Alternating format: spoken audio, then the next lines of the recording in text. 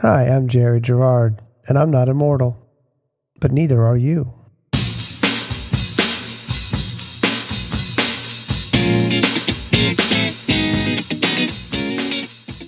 Hey, it's Jerry. Have you ever bought a new car, and as soon as you buy that new car, everybody else has that new car? It's like, how many people have the exact same car as me? How weird is that? And of course, nothing has changed. The only thing that changed is that you notice it more because you have one too.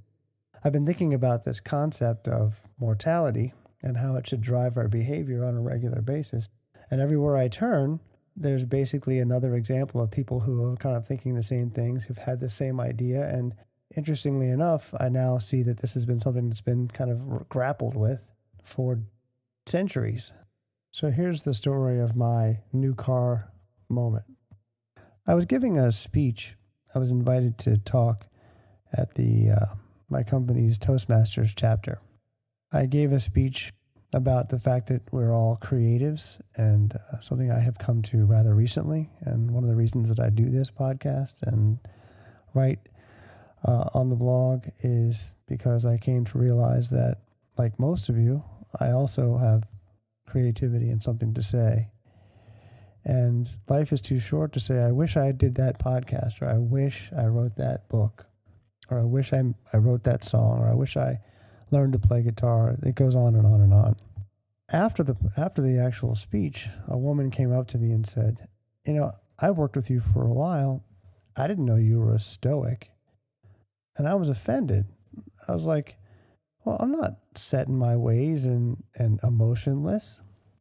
Come to find out that there's more than one definition of that word. So I had always viewed Stoic as the person who basically is a stiff upper lip kind of person in the face of pain or in the face of any kind of hardship. They just hide their emotions under this kind of veneer of toughness. But there's a whole nother definition that I was completely oblivious to that was around discipline and kind of strict adherence to your own goals. And there's an entire philosophical movement that I totally had missed. I maybe should have paid more attention in school. But so I've come to realize, thanks to this kind of offhanded comment, that there's a whole world out there that is basically set up to answer the same question that this podcast was created for, was, given the fact that we don't have unlimited time, how do we make sure we do kind of the best possible things and make the most of the time that we have? So there's a website called The Daily Stoic. They do a podcast every day that's been very helpful. I started this podcast not knowing anything about the Stoics. Now I feel a little bit like an imitator. So be it. I'm glad I found them because there's a lot of really interesting stuff out there. I would recommend it. My guest today is Patrick Lewis. I met Patrick through a alumni group for a program called the Alt MBA. The Alt MBA is created by Seth Godin, and it's kind of an adult. It's hard to explain, but it's kind of an adult education forum where you're kind of called to do more or to ask more of yourself. It's been a pretty amazing experience. So I met Patrick through the Alt MBA, and he was gracious enough to agree to come on. Here's my conversation with Patrick. The question I always ask at the beginning of these is the obvious question, which is, are you going to die? I am going to die. So far, we're batting 1,000 on that question. Do you find that fact emerges in your consciousness regularly, or is it kind of in a box in the corner? Great question. It is a regular part of my thinking. It is. It hasn't always been, but it is currently. And if you were to ask my family about that, they would roll their eyes a little bit and say, oh, Dad is always talking about dying or death or whatever it is. So it's a constant in my life for sure. Do you find that its presence constantly is causing dread or stress, or is it causing motivation, or is it causing a combination or something different? So it doesn't cause me any stress at all. It did when I was younger, I'm sure, right? When you had to think about, I'm really going to die someday. Now it is, it is a reminder. I lost my dad last year. And so, sorry. I appreciate that. But I don't know how you say that. It was a good death. He lived a really good life, and it kind of gave me some additional perspective on the concept, because it makes you think, right? It's coming. So how do you want to live in the face of that? So for me, it kind of affects the way that I think almost every day in a couple of ways. The two big ways I think would be in the things that I choose to stress over. I'll go there constantly. In my mind, if there are things or conversations that are driving you to stress, especially if they're about the future and things that you can't control and all of those, it helps me come back to my perspective, which is, in the grand scheme of things, how serious is it? Most of this isn't going to matter anyway, because we're all going to die, at the end of the day. Is this really that big a deal? And the second way is that I use it to, those of us that came through Alt MBA, right?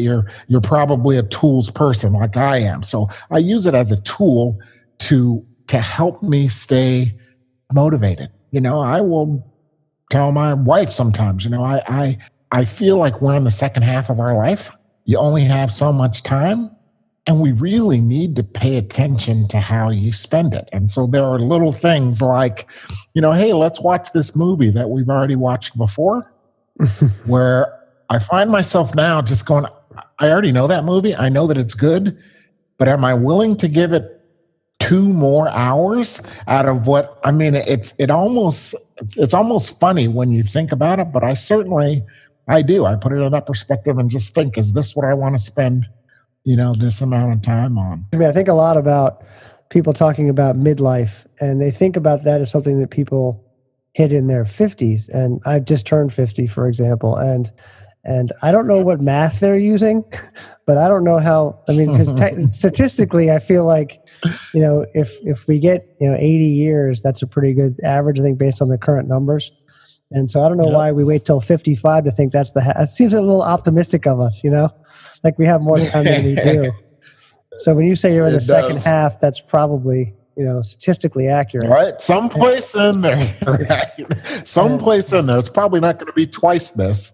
Yeah. So, unless they come up with some pretty cool stuff in science, one of the which could happen. But the thing that you think about along that exact same line is, for me, being in the second half, it's easy. You look around and you look at people, and it seems like a lot of people start to slow down, right? You start to think about, okay, retirement and, that kind of thing. And you look at it and you think some of the most successful people in the world didn't even really start until now, because you don't even know anything really till you're 50. And so now that you know some stuff, that you can apply, what are you going to do with that? Are you really just going to take that with you to the golf course and not share it with anybody? When you have a limited amount of time left, it's funny to me. Yeah, no, I totally agree with you. And I think I also hear a lot of people say, I'm too old for, and then fill in the blank. Yeah. And I wonder if that's a decision because they're just afraid to try something new. At my age, and I feel like we're in a similar age area, that you're still a baby. There's not a whole lot that I physically couldn't do. So this notion I'm too old for X is just a self-limiting kind of excuse, I find. It is. I will tell you, though, I'll tell you a story about me. And it's all about me. I went through a period like that. I had some surgery about 7 years ago for some back stuff that I had. So they went in through my neck and they took out a couple of discs, and it was a pretty horrible year for the most part. And you spent a lot of time sitting around and not being able to do things, and so your body starts to really act up and tighten up on you. And so there was a period for a couple of years where I found myself saying that all the time, like, well, I guess that's what 58 feels like, because your body gets used to not moving a certain way, so you don't move that way anymore, and your body starts to adjust and compensate. And just a couple of years ago, one day I was like, if this is really my second half and I feel like I'm going to do another 30 at least, is this really going to be it? It can't be. Right. And that kind of got me back to the place of saying, well, I think a lot of that is in my head. I'm saying that it's the easy way out. I think I need to push it and see what I'm actually capable of. So that's also a joke in the family, right? Everybody wakes up on Saturday and dad's gone, and they're like, oh, dad's probably off, running another 5K or whatever it is. And I do, right? By the time they get up in the morning on Saturdays, half the time, I'm coming back all muddy and, tired. They aren't pretty, but I certainly get out there and do it. When you think about people who may be listening that are younger, I mean, you've already provided some advice in story form with regard to, use it or lose it type of things as far as advice. Is there anything else that you would think of that would be, you basically get on a rooftop and shout to the younger you or people that are younger than us? Yeah, so I love that question. I know that when I was younger, if I put myself in that place, I know that when I was younger, I didn't think about, there was nothing positive about the thought of that you're going to die. But there's a lot of positive to it. If you imagine, if I could put myself in that place when I was that young and just imagine that what your life would be like if you didn't know that you were going to die, right? If it was never going to end and you could just do whatever you wanted for as long as you wanted and it didn't matter and you didn't have any time limits or whatever it was, how much less your life would mean. And I think that the earlier that you can get your mind around it, not in a negative way, but in a way to help you focus in on what you're really supposed to be doing here, what you really care about, what you're really willing to spend or waste your time on. When one of the most interesting things that I've seen over the past years is I can't think of what his name is, but he does the website Wait But Why.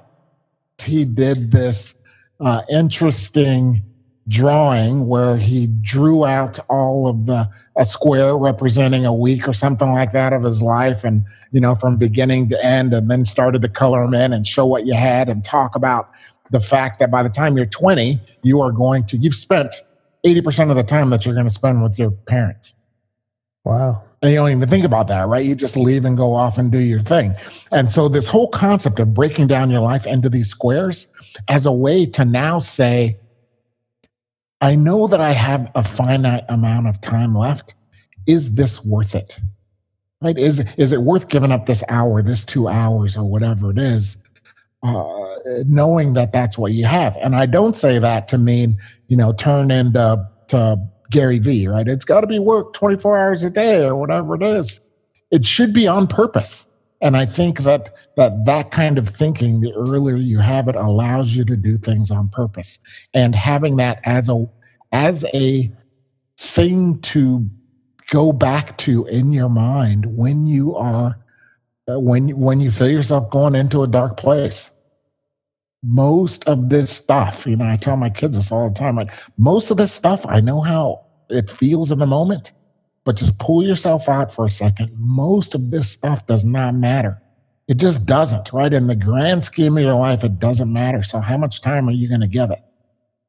No, it's absolutely true. So that you can spend the majority of your life in a positive space. So that would be my tidbits. No, and thank you. The kind of in that same vein, it's very easy to not only just get caught up in drama, which is always fun, but it's also easy to get caught up in what's next and tomorrow and next week. And yes. So all the todays fly by in a blur because you're always trying to get ready for the next thing. Do you have any experience or have you had any good luck or tools or tips with regard to how do I hang on to now? How do I make sure I keep myself in the present so I don't just lose a week in the blink of an eye?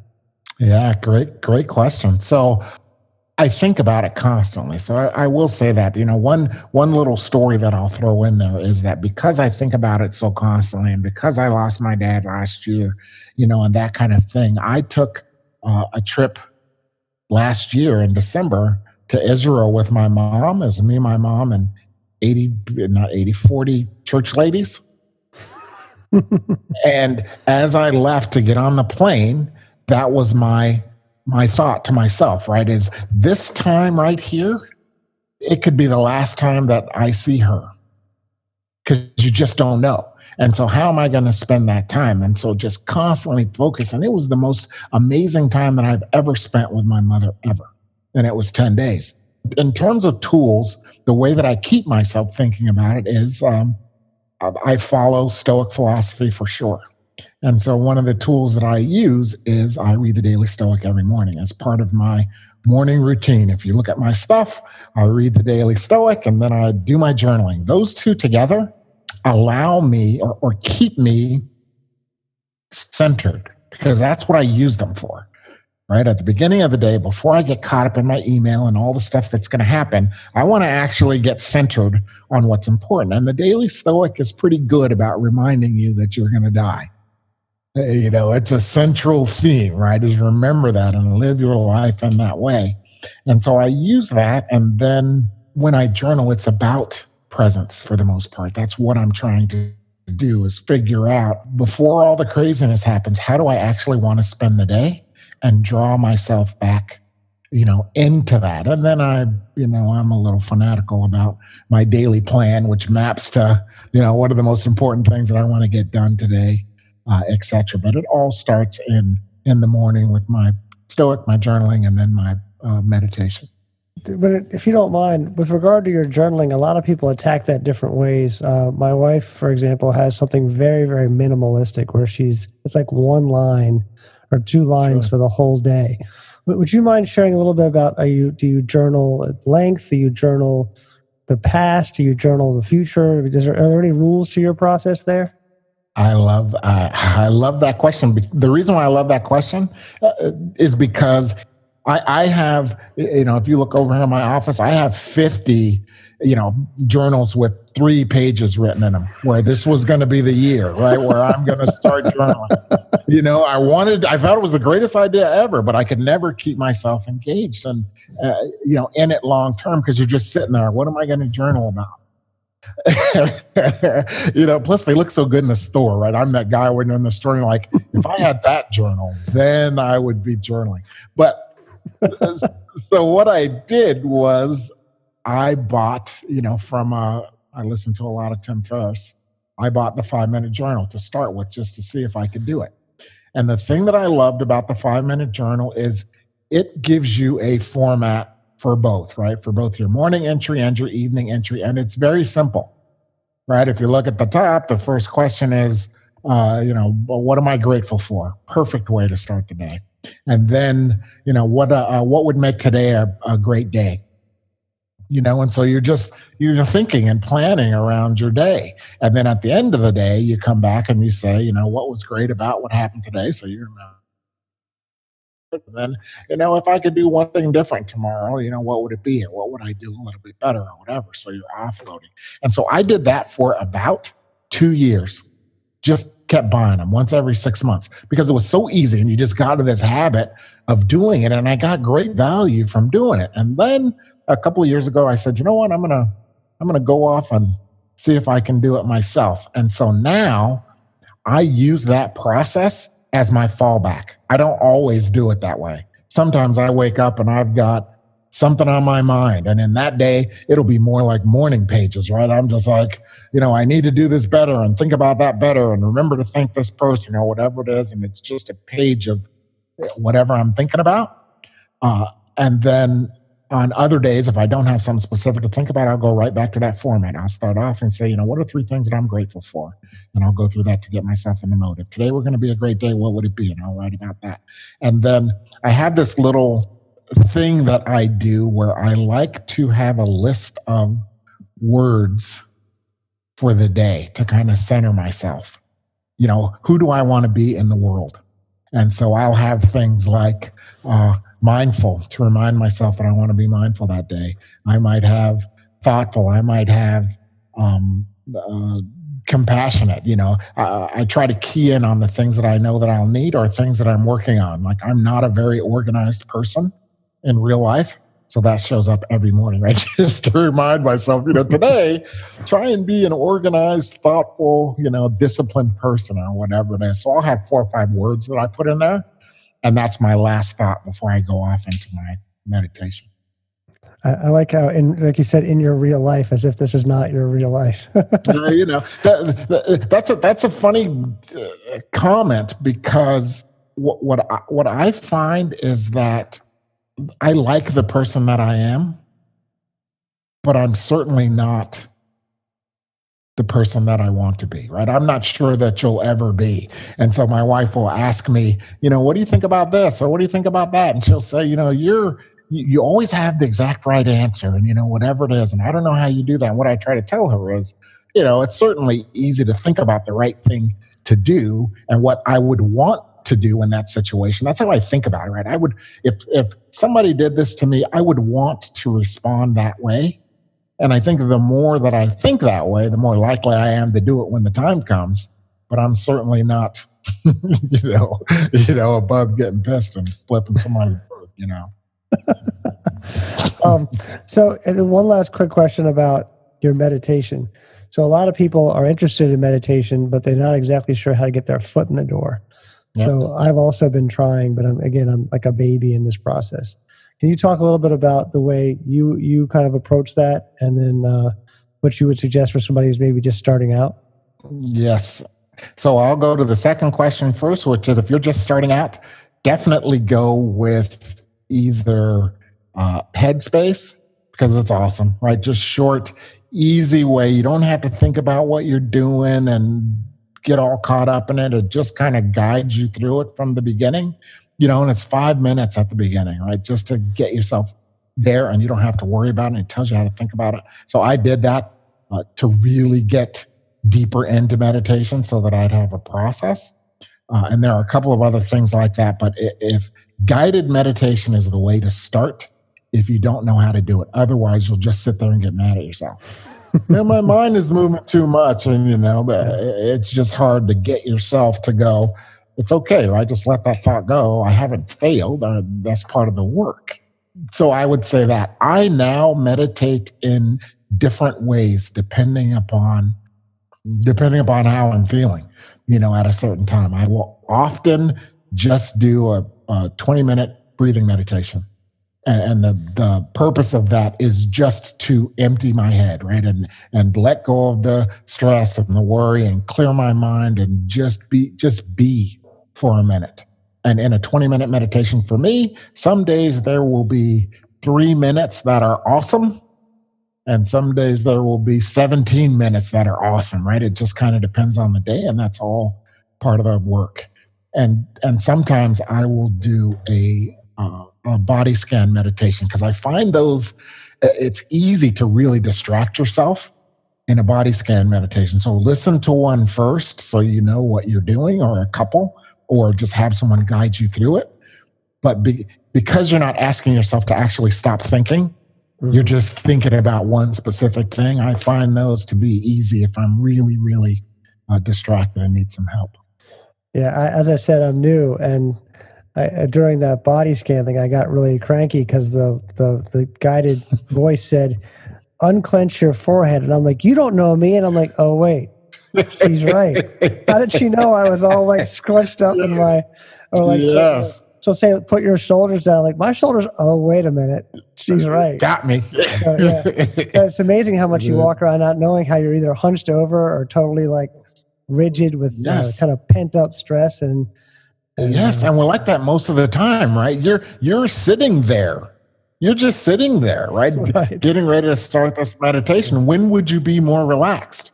And then you start thinking about it, and you're like, well, I guess my shoulders are hunched up. And what is that? And you feel completely different. So. Yeah, it's completely amazing. Well, listen, I really can't thank you enough. This conversation's been not only entertaining, but I think we have a ton of really exciting tips. And I'm going to go through and all the things that you mentioned, I'll put links out there so that people can find them.